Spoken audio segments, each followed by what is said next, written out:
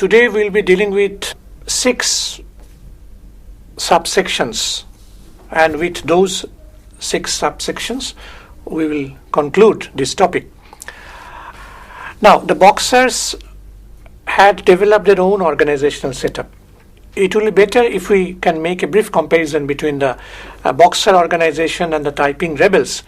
Now, Taiping Rebellion, that is the period from 1851 to 1864. Now, in the case of the Taiping Rebellion, there was a central command, meaning there was a central leader, Hung Siu Chuang by name, who was a school teacher by profession, poverty-stricken school teacher. And there were some regional commands. There was a hierarchy. But in the case of the Boxer Rebellion, for various reasons, there was no such hierarchy, no such central command, only regional commands. As for example, let us say in Shantung, there was a person named Zhu who was a seller of plasters. And there was another Ben Ming in the same province. Then in Chile, there was Zhang, who was a former boatman.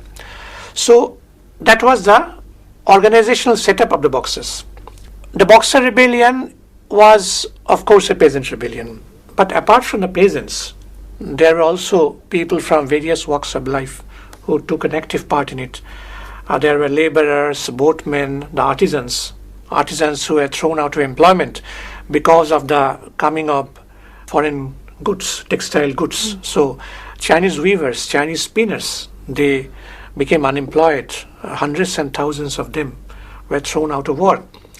And there were soldiers who had been dismissed from the army. Then there were monks, gentry, members of the gentry, Shensi. They were also there. There were also some local officials who were very much anti-foreign. So people from all these sections of the Chinese society took an active part in a rebellion. Now, it was this diverse social composition which also left an imprint on their political program. And their political program was manifested in their banners, in their leaflets, in their proclamations, in their songs, folk songs. Now, there are 2 aspects in the Boxer Rebellion. One definitely was the anti-foreign aspect. We have pointed out that it was basically anti-missionary. We have one declaration which read as follows: "We are learning the sacred devices of fist fighting to defend China and drive out the overseas plunderers." Fist fighting because they practiced boxing and oath-taking. They were also against Chinese converts, Chinese who had been converted into Christianity. And there is another statement which shows that these Chinese Christian converts were regarded as traitors to the nation. If there are still Christians in any village, they should be driven out at once, and the churches and other premises belonging to them should be burned to ashes. That was again their declaration. So this anti-foreign aspect was clearly evident in their statements made from time to time. Another important aspect was the participation of women.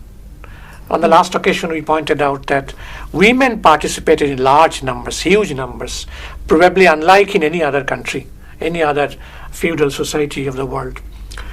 And there were detachments of women, detachments which were given names, red lanterns for girls between 12 and 18, blue lanterns for middle-aged wives, then black lanterns for older wives, and green lanterns for widows. While referring to the participation of women in large numbers, Chénaud, the French historian, pointed out that the Chinese society was faced with so much crisis, particularly the rural society, that there was a creation of a huge body of floating population of women, homeless women. Homes broke down because of poverty. And one definitely they became prostitutes, no doubt about it. But there was another section from among the homeless women who joined secret societies. And of course, during times of rebellion, they played a positive role in rebellion. So we can explain the participation of women by this factor. This has been pointed out by Chénaud. And they had also their military setup, as for example, in battle 10 fighters formed a squad, and there was a squad leader, of course. 10 squads formed a brigade, and there was a brigade leader also. In this way it went on. Initially, the Boxers were regarded as a group which were engaged in self-defense, and they actually posed no threat to the state initially. However, as the movement spread, it soon became an anti-dynastic, meaning anti-Manchu dynasty, and anti-foreign rebellion. It started in October 1898 in Guangxian, but this was ultimately suppressed by the Manchus.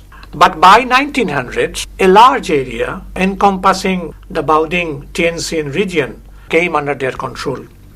Peking became one of the important centers of the Boxer rebellion, and the rebels also took control over Hunan, Shanxi, Inner Mongolia, Northwest and other parts. North China, Northwestern China, Central China, South China. So many parts of China came under the influence or under the control of the Boxer rebellion. So actually the whole country was in turmoil.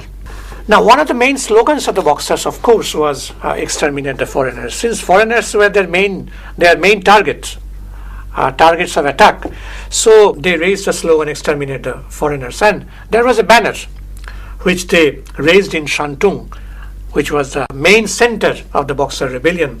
From Shantung, the rebels spread to other parts of the country. One of the posters read as follows: "Most bitterly do we hate the treaties which harm the country and bring calamities on the people. High officials betray the nation. Lower ranks follow suit. The people find no redress for their grievances." So it is quite clear why they made the foreigners and their local collaborators their main targets of attack. Early June 1900, the slogan exterminate the foreigners, it filled the city of Peking. They operated in groups like between 30 and 50 groups, and with their shoes and socks decorated with red colors, red borders, they took to the streets with swords or long spears openly, and they were joined by handicraftsmen and other working people. Apart from the exterminate the foreigner slogan that they raised was but the boycott of foreign goods. This is very important because they raised a slogan for the boycott of foreign goods many years before.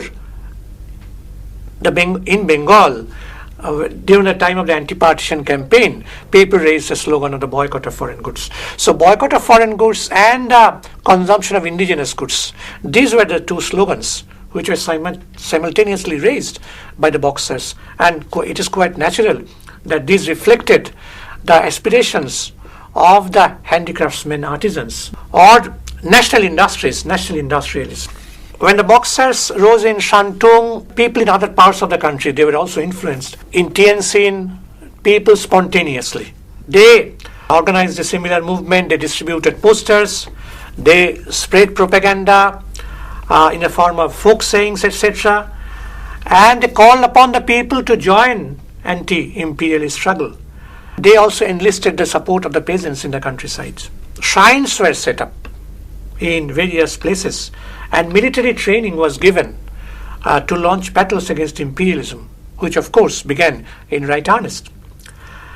Now, armed struggle against foreign powers, that was one part of the movement, one type of reflection of national spirit. Now, other type of reflection of the same spirit can be found in the fact that when they met powerful members of society, officials, high officials, they held their heads high. They talked to them face to face, eye to eye, and it is said that when the Boxers met officials in the street, they would order the officials to those officials who had been riding on the sedan chairs to simply step down and stand on the street like in the way they were doing. Those who were on the horseback were ordered to dismount. So this was something which is unthinkable in a feudal society. Chinese society was a feudal and semi-colonial at that time. But that was a clear challenge to old feudal custom. So they had to face the wrath, the challenge of the these Boxer rebels. And gradually, movements of this type, it spread. Those spread to many areas. In the face of this Boxer rebellion, the foreign governments naturally took alarm. And there were 8 powers who had been operating jointly against the Boxer rebels: Britain, the USA, France, Germany, Japan, Italy, and Austria-Hungary. These were the 8 powers who were very active. There were several reasons for their military intervention in China.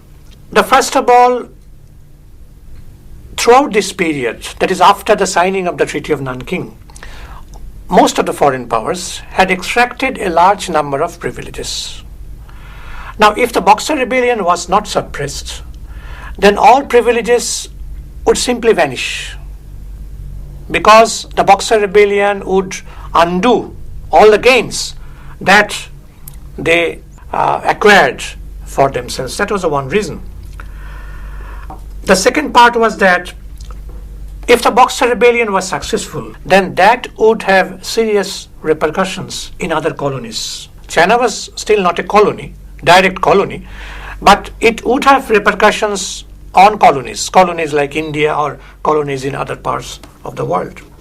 The third factor was that if they are able to suppress the Boxer rebellion, then they would be able also to exercise more control over the Manchus, so that they would then be able to extract more and more new privileges, new concessions from the weak Chinese government. So these were the 3 important considerations which impelled them to make a direct intervention, military intervention on behalf of the Manchus against the Boxer rebels.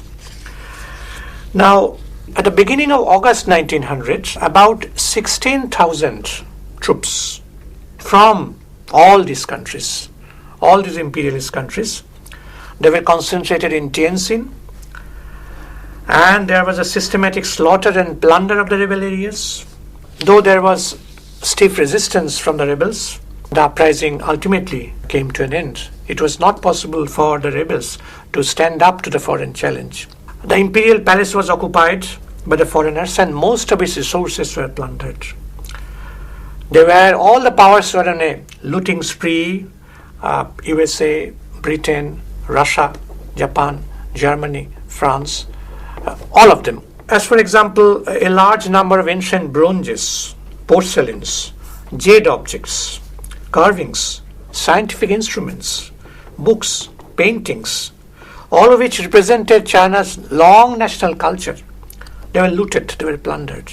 There was an encyclopedia known as the Yung Lo Encyclopedia. It had 307 volumes, and it belonged to the period of the Ming Dynasty, 15th century AD, which was again seized and plundered, as was the case earlier during the time of the Second Opium War, when these were again seized. Now, according to the Chinese sources, there were more than 46,000 rare books which were stolen by the invading armies. And the united armies not only plundered, looted, they also murdered and raped.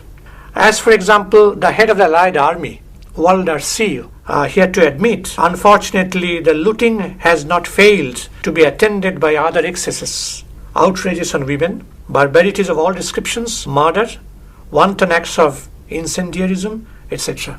This is a statement from the head of the Allied army. So it was in this way that the wealth of the country, the precious treasures of the country, these were looted by the invading troops.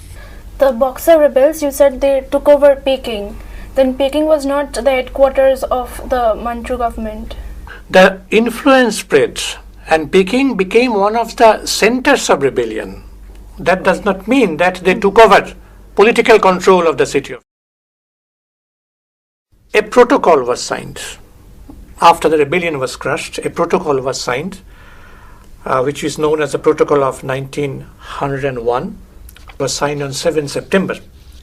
It was signed by representatives of the Qing or the Manchu government and by the envoys of 11 countries, not 8 countries, but 11 countries. Yes, 8 countries were involved in the actual military operation, but treaty was signed with envoys of 11 countries.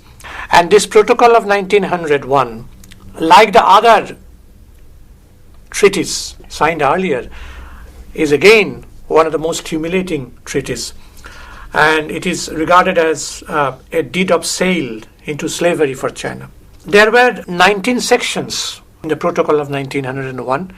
We will refer to some of them. First, there was an extortion of an enormous indemnity. It's an unbelievable sum of 450 million taels.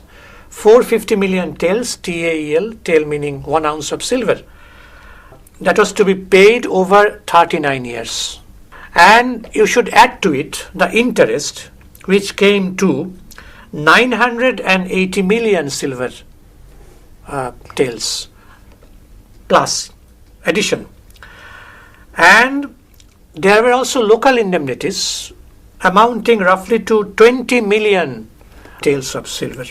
The Protocol of 1901 provided that payment should be secured by 3 sources.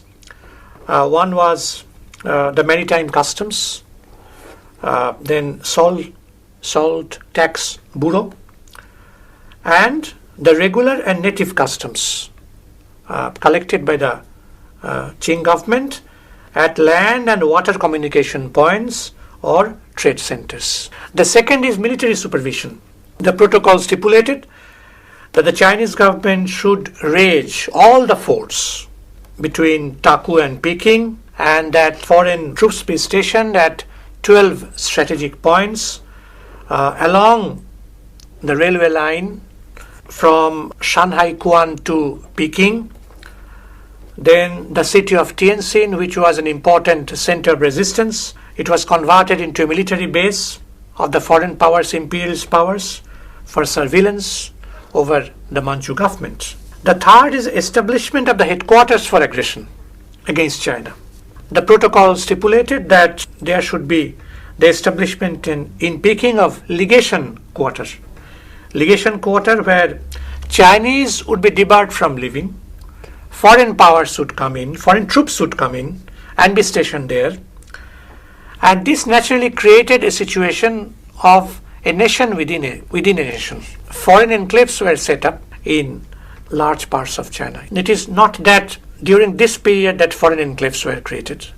Even starting from the time of the Treaty of Nanking, when many areas came under the control of different imperialist powers, where they enjoyed freedom, extraterritorial rights, and many other things. So foreign enclaves were created earlier, no doubt about it.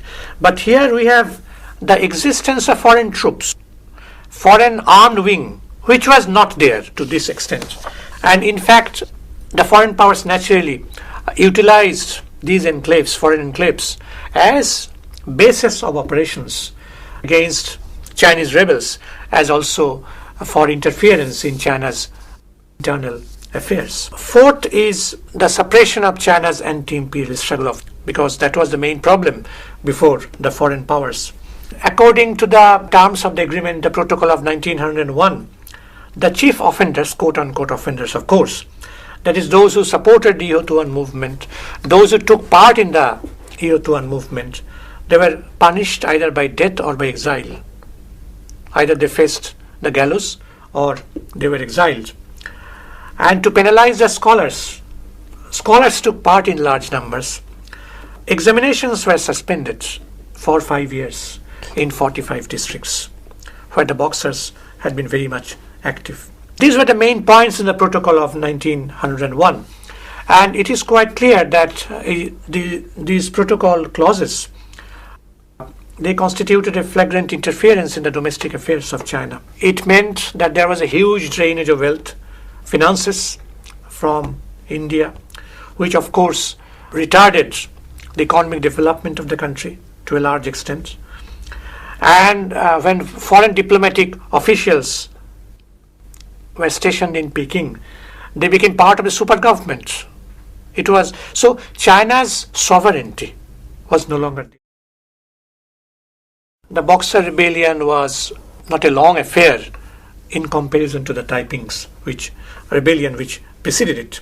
And since it was a short-lived affair, the Boxers did not have the time to draw up a complete political and social program. They did not have the time to do so. Yes, they fought against foreigners, no doubt about it. And in fact, there were some secret societies, particularly White Lotus. White Lotus is a very important secret society. It aimed at overthrowing the Manchus, along with overthrowing foreign control, foreign powers. So both were there. But still there were some people, some among the Boxers, who were not anti-Manchu. All were anti-foreign, anti-missionary, but not all were anti-Manchu. White Lotus, of course, was anti-both. Coming to the social program of the Boxers, it was nothing more than a rudimentary distribution of wealth, which was plundered by the rich. Distribution of wealth among the people.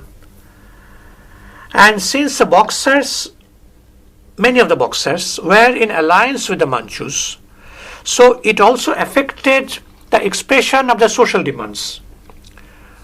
Manchus represented the feudal society, but if there is an alliance at some points against their common enemy, imperialism was their common enemy, so it meant that they could not express their social demands, because if they were to express their social demands, that all those demands would have to be anti-feudal, anti-Manchu. So that was not there in all parts. So that was a limitation, no doubt.